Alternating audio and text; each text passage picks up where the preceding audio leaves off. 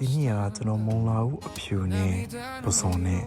ချင်းကန်ဆက်ချက်စားဖြစ်ပါတယ်။သမင်းလည်းမိန်နေအရန်နဲ့စားလို့ကောင်းပါတယ်။ချက်နေပြီးလိုက်ကြည့်ကြရအောင်။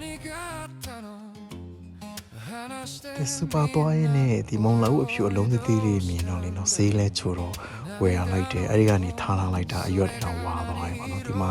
ကျွန်တော်အကုန်လုံးမပြစ်ပဲနဲ့အကုန်သုံးပါမယ်။ဒီမှာကျွန်တော်ဒီမုံလာဦးတွေကိုအရင်ဦးဆုံးမရွက်တွေကိုအရင်အကုန်လုံးကျွန်တော်သုံးထားပါတယ်။ကိုစားနိုင်တဲ့အသုံးအနေထားမျိုးပေါ့နော်ဒီဖြတ်ထားမယ်။ပြီးရင်စေးထားပါမယ်။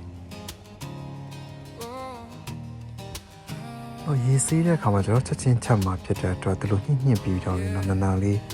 ညှစ်ပြီးတော့စေးပါတယ်။စားရည်မစိမ့်တော့ပါဘူး။ဒီမုံလာဦးအဖြူအသားတွေတော့ကိုတော့ဒီအခွန်တွေကိုကျွန်တော်ဓာတ်လေးနဲ့ချစ်ထုတ်လိုက်တယ်။နောက်ကိုစားမဲ့အတုံးအရွယ်စိုက်ပမာဏပေါ့နော်ကိုကိုကြိုက်တယ်လို့လှီးဖြတ်လို့ရပါတယ်။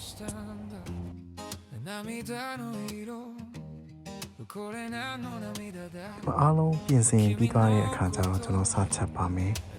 ကျွန်တော်ခုနမုံလာဦးဖြူထဲပစုံနဲ့တွဲချက်မှာဖြစ်တဲ့ပစုံရယ်နောက်ချက်တော့ဖြူရယ်ချက်တုံနီရယ်ငရုတ်ဒီစိန်ရယ်ကြိတ်ထားတာ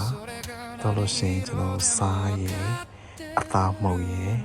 စိန်စားငါပီရယ်နွနွေးမှုတ်ရယ်ကိုကျွန်တော်အောင်လုံး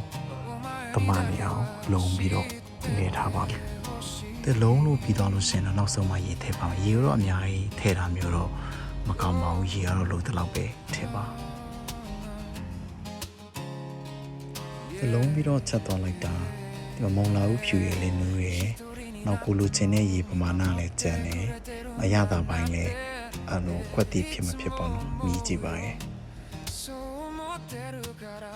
အလုံးစင်ပြေသွားတဲ့အခါကျတော့ဒီမယမ်းပြား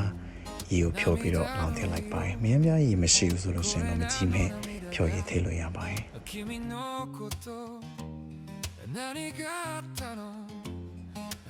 နောက်ဆုံးမှာတော့နန်းနန်းပင်လေးအောက်တယ်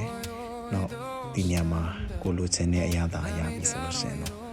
သမင်းစားလို့မိန်နဲ့အချင်းတစ်ခွက်ရပါအဆင်ပြေပါစေ